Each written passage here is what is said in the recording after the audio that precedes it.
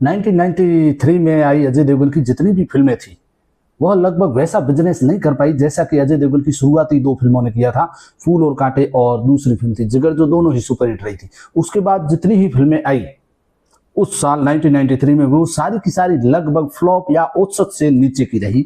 वैसा बिजनेस नहीं कर पाई जैसा कि सबको लग रहा था कि अजय देवगन नया सुपरस्टार, नया एक्शन स्टार। इससे पहले मैंने एक वीडियो बनाया था 1993 की फिल्म का प्लेटफॉर्म का, जो कि 1993 में ही रिलीज हुई थी। लेकिन उन सब फिल्मों में से एक फिल्म ऐसी भी थी जो देखने में मुझे बढ़िया लगी थी, और वह फिल्म बहुत ही कह सकते हैं एक्शन के हिसाब से भी और इमोशन के हिसाब से भी, अजय देवगन की एक्टिंग के हिसाब से भी वो फिल्म लाजवाब थी।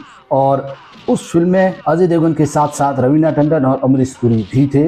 उस फिल्म के डायलॉग बहुत ही बढ़िया थे। एक्शन उस फिल्म का सुपर था, साधारण एक्शन था, हाई ऑक्टेन एक्शन नहीं था जैसा कि जिगर फिल्म में था, जैसा कि फूल और कांटे फिल्म में था। एक मास एंटरटेनमेंट वो इसमें न होकर एक ऐसा सिंपल एक्शन रखा था, साधारण जैसे आम आदमी का है। और वह फिल्म ठीक ठाक उसने प्रदर्शन भी किया था। लेकिन आप 1993 की ऐसी कोई फिल्म नहीं कह सकते जो कि अजय देवगन की बम्पर फाड़ कमाई की हो। हाँ, औसत से नीचे की या फ्लॉप फिल्मों में रही थी, लेकिन फिर भी यह फिल्म मेरे हिसाब से मुझे अच्छी लगी थी, बढ़िया लगी। इसका एक गाना था वो मुझे बहुत ही ज़्यादा पसंद था। गाना था कि 1 से लेकर 10 तक नंबर 1 है तू, I love you, do you know I love you. ये गाना बहुत ही बढ़िया था इस फिल्म का, और वह फिल्म है दिव्य शक्ति। वेलकम फ्रेंड, स्वागत है आपका एक और नए एज एपिसोड में, magic eyes and action star episode number 20। तो आज हम बात करेंगे दिव्य शक्ति फिल्म के बारे में, उससे जुड़े हुए अननोन फैक्ट, उससे जुड़ी हुई कुछ ऐसी बातें, या ये फिल्म हिट का दर्जा रखती थी, क्या इस फिल्म में वो बात थी कि यह फिल्म अजय देवगन की पिछली दो फिल्मों की तरह ये भी सुपरहिट हो सकती थी। लेकिन क्यों नहीं, वो हम इस वीडियो में जरूर बात करेंगे।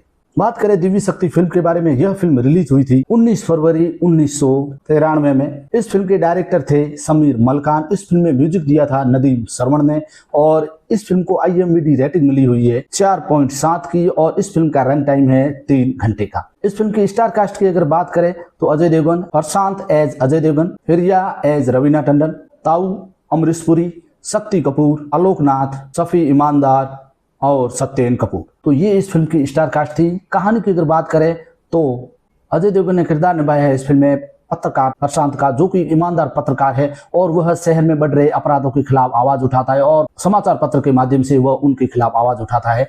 जिसका अपराधियों का मुखिया होता है ताऊ, जिसके खिलाफ वह अखबार में लिखता है और जुल्म के खिलाफ आवाज उठाता है। फिर उसके जीवन में क्या क्या घटित होता है, उसके परिवार को क्या क्या समस्याएं देखनी पड़ती है, और उनका वह सामना कैसे करता है, यही इस फिल्म का पूरा प्लॉट है। इंटरवल से पहले अगर बात करें फिल्म का, तो फिल्म एक लाइन में चलती रहती है। बढ़िया फिल्म का बेस बनता है कि फिल्म किस ओर जा रही है। प्रशांत जो कि भ्रष्ट तंत्र के सामने खड़ा होता है, आवाज उठाता है, फिर उसके सामने जो आपराधिक तंत्र का मुखिया ताऊ और उसके गुंडे उसको झुकाने के लिए सब कुछ करते हैं। फिर उसकी बहन के साथ जबरदस्ती की जाती है, और ऐसी एक छाप छोड़ दी जाती है जो कभी नहीं मिट सकती। उनकी बहन आत्महत्या कर लेती है, जिसका बदला लेने के लिए प्रशांत एज अजय देवगन उन अपराधियों के सामने खड़ा होता है। म्यूजिक के बारे में बात करें, इस फिल्म का म्यूजिक दिया था नदीम श्रवण ने। इस फिल्म में कुल 8 गाने थे, जिसमें से हता मुझको, सनम मेरे, तुझे मैं कैसी लगती हूँ, ये इस फिल्म का गाना सुपर हिट रहा था, और आज भी ये गाना उतना ही बेहतरीन और मनोरंजित हमें करता है, अच्छा लगता है। इस गाने का जो फिल्मांकन था वो बहुत ही बढ़िया था। एक जगह इस गीत में अजय देवगन और रवीना टंडन के जो सीन है उसमें एक ही फ्रेम में लगभग 7-8 सीन बताए गए, और वो सीन लाजवाब थे, बहुत ही बढ़िया सीन थे, और यह गाना सुपरहिट भी रहा था। इन गानों को 8 गानों को आवाज दी थी हुमार सानू, आशा भोसले, साधना सरगम और अलका याग्निक ने। इस फिल्म का कुल बजट था 3.5 करोड़ रुपए। इस फिल्म ने इंडिया से नेट कलेक्शन किया था 1.2 करोड़ रुपए का, और वर्ल्ड वाइड इसका ओवरऑल कुल कलेक्शन हुआ था 3.5 करोड़ रुपए का। इस हिसाब से फिल्म को औसत से नीचे का दर्जा दिया गया था। अब हम बात करते हैं इस फिल्म के अननोन फैक्ट के बारे में, कुछ ऐसी बातों के बारे में जो आप लोगों ने पहले नहीं सुनी। फैक्ट नंबर 1, इस फिल्म से जुड़ा हुआ एक किस्सा है कि जिसमें इस फिल्म का एक रोल हरीश रावल साहब को दिया गया था, लेकिन पुलिस की वर्दी उन्हें फिट नहीं लगी, उन्हें कुछ अच्छा नहीं लगा, और जिस कारण से उन्होंने इस फिल्म को ठुकरा दिया, और बाद में यह रोल किसी और को दिया गया था। ये एक अफवाह है कि सत्य घटना है, अभी तक इसके बारे में हमें कंफर्म न्यूज नहीं है, लेकिन कई जगह आप जब सर्च करते हो इस फिल्म के बारे में तो हरीश रावल को इस फिल्म में बताया गया कि उनको यह फिल्म पहले दी गई थी, और पुलिस की वर्दी या कुछ भी हो सकता है, उसके कारण उन्होंने ये फिल्म छोड़ दी थी। अजय देवगन और अमरीश पुरी की जितनी भी फिल्में साथ में, उसमें से केवल 2 ही फिल्में ऐसी जिसमें वो अजय देवगन के सामने एंटी विलन के रूप में खड़े होते हैं। वह फिल्म है हलचल और दूसरी है दिव्य शक्ति। इसके अलावा जितनी भी अजय और अमरीश पुरी की फिल्में साथ है उसमें या तो माता पिता के रोल में या अमरीश पुरी सकारात्मक भूमिका में नजर आते, लेकिन 2 फिल्मों के अलावा वह उनके साथ किसी भी फिल्म में विलन के रूप में प्रस्तुत नहीं। ये 2 फिल्में थी हलचल और दिव्य शक्ति, और दोनों में ही अमरीश पुरी बहुत ही बढ़िया लगे थे। बचपन में कुछ ऐसी बात थी कि हम ऐसी बातें करते थे बच्चे सारे मिलकर कि अमरीश पुरी अजय देवगन से डरता है, इसलिए वह फिल्मों में विलन नहीं बनता, नहीं तो वह अजय देवगन उन्हें पटक पटक के मारता है। ऐसे हम जब बच्चे थे ऐसी बातें करते थे, शायद आप लोगों ने भी की होगी, लेकिन अब जब बड़े हैं तो ये चीज़ें सोचते हैं, क्योंकि फ्रेंड के रूप में अजय और अमरीश पुरी सकारात्मक भूमिका में मस्त लगते थे हमेशा से ही। 2 ही फिल्मों में वो नेगेटिव में रहे थे। फैक्ट नंबर 3, कहीं कहीं इस फिल्म के बारे में ऐसा कहा गया था कि यह फिल्म फ्लॉप नहीं है बल्कि इसने मुनाफा कमाया था, लेकिन बजट के हिसाब से और बॉक्स ऑफिस कलेक्शन के हिसाब से हम कह सकते हैं कि इस फिल्म का बजट 3.5 करोड़ रुपए था, और इस फिल्म ने जो बॉक्स ऑफिस कलेक्शन किया था वो भी 3.5 करोड़ रुपए ही किया था। तो न ही नफा हुआ था न ही नुकसान, जितना घाटा था वो पूरा रिकवर हो चुका था। लेकिन फिर भी पिछली 2 फिल्मों की तरह दिव्य शक्ति फिल्म में वो बात नहीं थी जो फूल और कांटे और जिगर फिल्म में जितना बिजनेस किया था। फैक्ट नंबर 4, फिल्म में एक गाना है संग संग चलूंगी में, जिसे गाया है साधना सरगम ने, लेकिन जब फिल्म स्टार्ट होती है तो उसमें श्रेय दिया जाता है अलका याग्निक को। हालांकि इस गीत में जो आवाज है वह साधना सरगम जी की। फैक्ट नंबर 5, इस फिल्म को अजय देवगन ने फूल और कांटे से पहले साइन किया था, और यह फिल्म रिलीज हुई थी फूल और कांटे के बाद तीसरी फिल्म यह फिल्म अजय देवगन की थी। फैक्ट नंबर 6, इस फिल्म के विलेन के लिए सुरेश ओबेरॉय को पहले कहा गया था, लेकिन उन्होंने किसी कारणों से इस फिल्म को मना किया और बाद में यह रोल मिला अमरीश पुरी साहब को। फैक्ट नंबर 7, अजय देवगन की यह फिल्म रवीना टंडन के साथ पहली फिल्म थी। इससे पहले जो अजय देवगन की 2 फिल्में आई थी फूल और कांटे और जिगर, उसके बाद ये तीसरी फिल्म थी। रिलीज के हिसाब से यह तीसरी फिल्म थी जिसमें रवीना टंडन इनकी को स्टार थी, जो रवीना और अजय देवगन का साथ आना पहली बार हुआ था। फैक्ट नंबर 8, तो समीर मलिकान की यह फिल्म निर्देशित के हिसाब से यह उनके द्वारा निर्देशित की गई पहली फिल्म थी।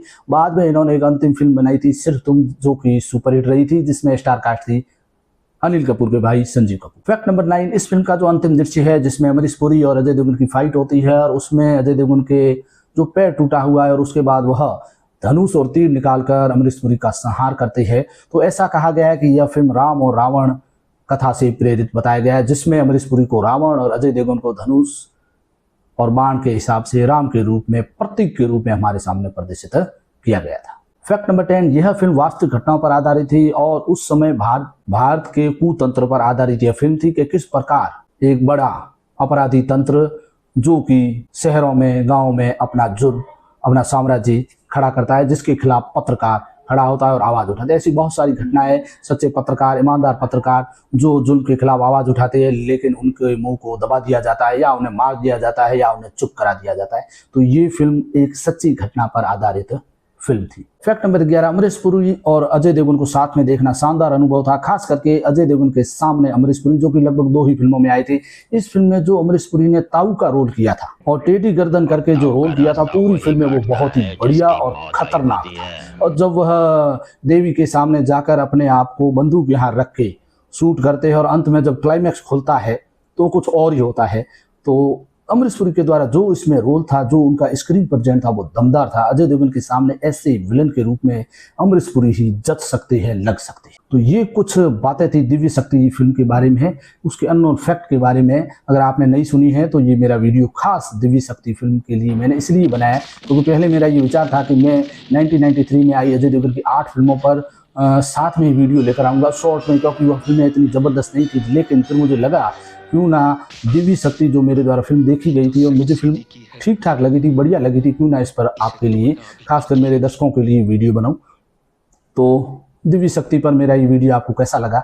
अगर आपको मेरा ये वीडियो पसंद आया तो लाइक शेयर सब्सक्राइब करना ना भूलें। मेरी मेहनत अगर आपको अच्छी लग रही है तो मेरे चैनल को सब्सक्राइब करना ना भूलें। अपने दोस्तों तक इस चैनल को शेयर करें ताकि वह अजय देवगन से जुड़ी हुई बेहतरीन न्यूज़ और उनके जीवन पर आधारित जितनी फिल्में हैं उनके बारे में अधिक जानकारी प्राप्त कर सकते हैं। मिलते हैं अगले एक और एपिसोड में, तब तक के लिए आप सभी का शुक्रिया और जय हिंद। और हाँ दोस्तों, जाते जाते गर्मी का मौसम है तो आप पेड़ पौधे जरूर लगाएं, चिड़ियों के लिए पानी और दानों की व्यवस्था करें, क्योंकि हमारा ये दायित्व बनता है कि हम पर्यावरण में अपना योगदान देवें।